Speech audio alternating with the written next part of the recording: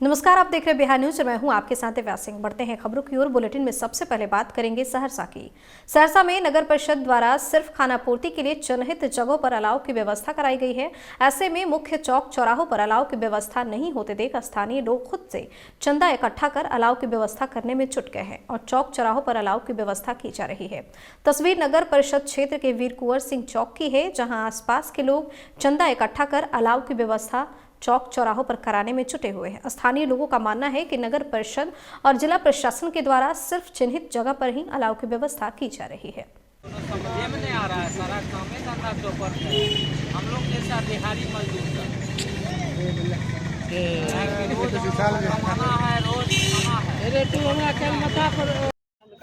जी बहुत ज़्यादा कपकपी है। इतना कपकपी आज तक हम नहीं देखा था ठंडी के मौसम दिन में, लेकिन इतना ठंडी है कि आज हम लोग व्यवस्था करके अलाव का व्यवस्था किए हैं खुद का, और ताप भी रहे हैं। कुछ आदमी भी ताप रहे हैं बैठ के। प्रशासन के द्वारा दावा किया जा रहा है कि कई जगह अलाव गिराए जा रहे हैं, तो क्या लग रहा है? जी निश्चित रूप से प्रशासन गिराता है, ये नहीं कि लकड़ी नहीं गिराता है, लेकिन चिन्हित जगह पर गिराते हैं, कहीं कहीं गिराते हैं। जबकि जहाँ पब्लिक का माहौल रहता है, जहाँ पब्लिक रहते हैं, जहाँ सफ़र करते हैं, जैसे अस्पताल हो गया, बस स्टैंड हो गया, चौक चौराहा हो गया, मेन वहाँ गिराना चाहिए। लेकिन खाना पूर्ति करते हैं जिला प्रशासन, कहीं कहीं गिरा दिए। और एक तो नाम हो गया, अखबार में छप गया, टेलीविज़न पर चल गया कि हाँ लकड़ी गिराए जिला प्रशासन, लेकिन ऐसा कुछ नहीं है। यहाँ पर जो अलाव का व्यवस्था किसने किया है? जी हम लोग व्यवस्था किए हैं। सब आदमी 25-25 टका दिए हैं, कोई 20 टका दिया, जिसको जितना पास में था सब आदमी दिए, व्यवस्था किए हैं, जलाएं। कौन सा जगह है? ये बाबू वीर कुंवर सिंह चौक है। ये क्या नाम है आपका? मेरा नाम सुभाष गांधी है। मुजफ्फरपुर के बोचा में उपचुनाव होना है। ऐसे में निषाद संघर्ष मोर्चा इन दिनों अपनी जाति के पंचायत चुनाव जीते हुए जनप्रतिनिधियों को सम्मानित कर रहा है। गौरतलब है कि इस मोर्चा के समर्थन से ही बोचा में वीआईपी पार्टी के विधायक प्रत्याशी मुसाफिर पासवान चुनाव जीतकर विधायक बने थे, लेकिन अब उनका देहांत हो गया है और 6 महीने के अंदर उपचुनाव होना है। तो वहीं निषाद संघर्ष मोर्चा अपने जाति के लोगों को गोलबंद करने में जुटा हुआ है। आज डॉक्टर डीसी सैनी जी के जयंती पर मैं सत नमन करती हूँ और नमस्कार करती हूँ। आज के कार्यक्रम की अध्यक्षता कर रहे हैं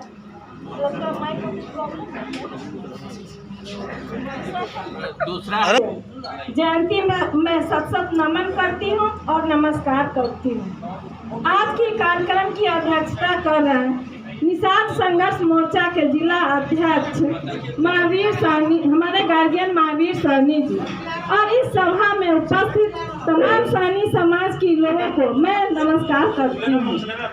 आज निषाद संघर्ष मोर्चा ने चुनाव जीतकर आए हुए सभी जनप्रतिनिधियों को सम्मानित करने का काम कर रहे हैं। ये हमारे समाज के लोग चुनाव जीत कर आए, लेकिन आज तक हमारे समाज के लोगों को कोई सम्मानित करने का काम नहीं किया, लेकिन निषाद संघर्ष मोर्चा ही सम्मान देने का काम किए, हमेशा से मान सम्मान बढ़ाने का काम किए। मैं चाहती हूँ इसी तरह हमारे समाज की लोग आगे बढ़े और महिलाएं भी।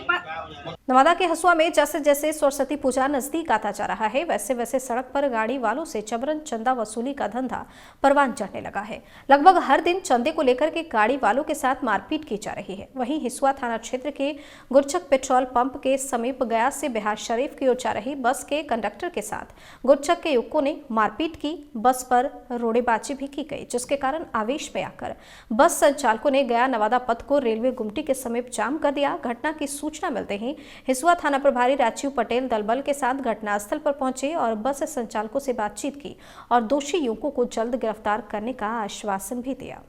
अभी हम गया से आ रहे थे, बस रोकवाया, बस चंदा मांगा, चंदा नहीं देने के कारण डायरेक्ट बॉडी में लाठी मारा है और हम उतरे हैं पूछने के लिए, तो ड्राइवर हमको दोनों के मारा है। सामने माधर चौध अभी खेत में भाग रहा है भोसरी वाला। आपका नाम? गुमटी हिसुआ पर है। आपका नाम क्या? हमारा नाम गोलू हुआ। पैराडाइज बस के साथ से छेड़खानी किया है, जितना सेल पैकेट में है छीन लिया है। सरसा जिले के बेहरा थाना क्षेत्र के सतरकटिया बाजार में एक नाश्ता दुकानदार को नाश्ते का पैसा मांगना महंगा पड़ गया। पैसे मांगने पर बदमाशों ने चाकू से जानलेवा हमला कर दिया। गनीमत रही कि दुकानदार हमले में बाल बाल बच गया, लेकिन इस घटना में दुकानदार और उसका भतीजा हाथ में चाकू लगने से जख्मी हो गया।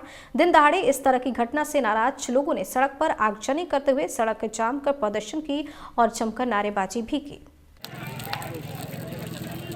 ऐसे पहले 4-5 बजे नाश्ता पानी चल जाए 40 टका खेल के 20 टका दे रहे करीब 20 टका हम किया लबा 40 टका पूरा दाल जितना खेलो ऐसे पानियो खा के क्या बेर चल गेलक ये ओइ बगल के सनी बोललक कि पानियो खा के चल गेल चाचा बोले छ तू जे खेल त पूरा दाल टका कहते बेटा तू नहीं बोले तो तोरा उठा लेबो गोली मार देबो आई बेटा तू नहीं रहली जिंदा पूछला चल गेले दीपका आ चल गेले 4-5 टका से बोले नहीं ले आ क्लास में भतीजा की नाम छी से नहीं जानी छी वो की कर लेके त्रास ना चप्पू चले के पीठ पर ना करते छाती पर चले के चप्पू हम साइड भाग लेना करके साइड भेलिए तो हमरा हाथ पर लग गेल हमर भतीजा के बचबे ले भतीजा के बचले एकरो हाथ पर मारले हाथ काट देलक के रहे कि लड़का के नाम से पप्पू खाना के खाते रहे दीपक। वहीं पूर्वी चंपारण में इन दिनों कड़ाके की सर्दी पड़ रही है जिस कारण सब्जियों की फसल को भारी नुकसान हो रहा है। प्राप्त जानकारी के अनुसार जनवरी माह में पारा 6 डिग्री से नीचे तक पहुंचने के कारण आलू की फसल पर खराब प्रभाव पड़ रहा है। इसी के साथ ही घने कोहरे के कारण सरसों की फसल भी बर्बाद हो रही है और इससे किसानों की परेशानी बढ़ गई है। आलू की फसल क्यों बर्बाद हो रहा है? मतलब कि इतना ना ठंड पड़ रहा है, एकाएक ठंड आने के कारण आलू की फसल काफ़ी बर्बाद हो चुकी है और बर्बाद हो रही है, जिससे हम लोग को काफ़ी नुकसान हो रहा है। लगभग कितना एकड़ में लगाए होंगे फसल? लगभग समझिए कि 2 एकड़ में हम अभी लगाए हैं फिलहाल में, और मेरे गांव के बहुत अधिकतर भाग में आलू की खेती होती है, जहां फसल की नुकसान ठंडी के कारण हो रही है। बुलेटिन फिलहाल इतना ही, बने रहिए बिहार न्यूज के साथ। नमस्कार।